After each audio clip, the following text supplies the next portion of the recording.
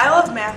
It's one of my favorite subjects. I really don't like math. It's rather boring, to be completely honest. I don't really like math that much. More of a history guy, and math doesn't really have that many applications for me.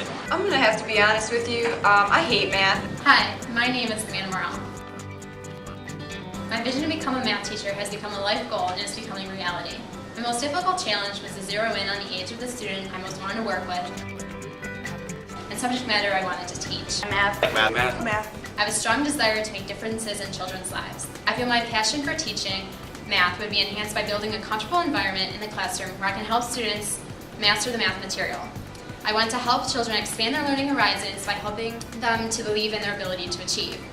You can always work towards an answer, and there's always a goal to work towards, and it just is really satisfying when you get the right answer. So that's why I love math. I feel that one of the most important aspects to my students' success in the mathematics classroom is their long-term retention. In order to better myself as a mathematics teacher, I feel that figuring out the answer to my question will help my students' success tremendously. So here's my question.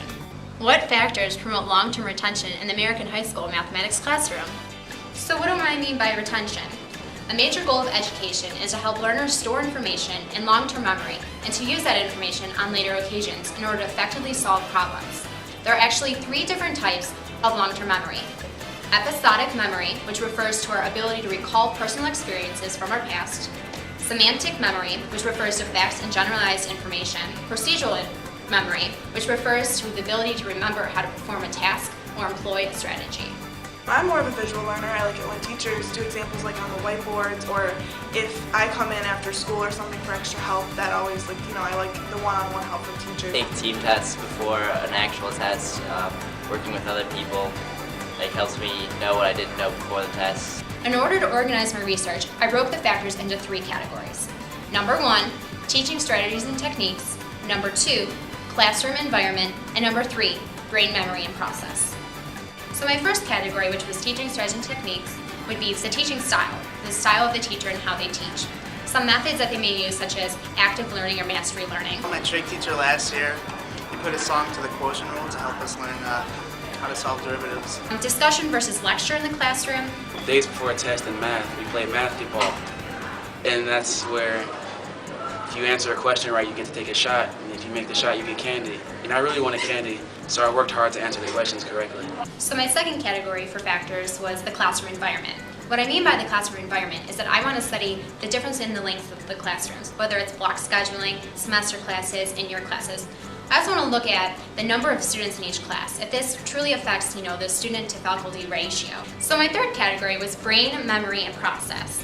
What I mean by this is I want to understand how the brain learns math.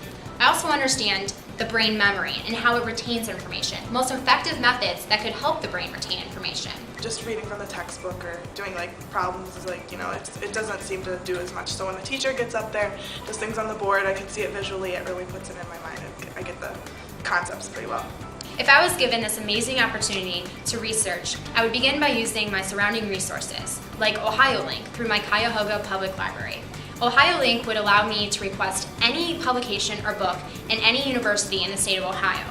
Another way that would be just beneath my fingertips to study would be the ERIC website, Educational Resources Information Center.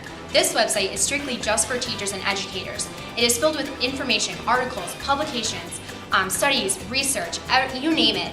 I would begin by traveling to the many school systems in the Dayton area to observe teachers and students in classrooms, observe the different math programs, and compare and contrast the different school systems in the area.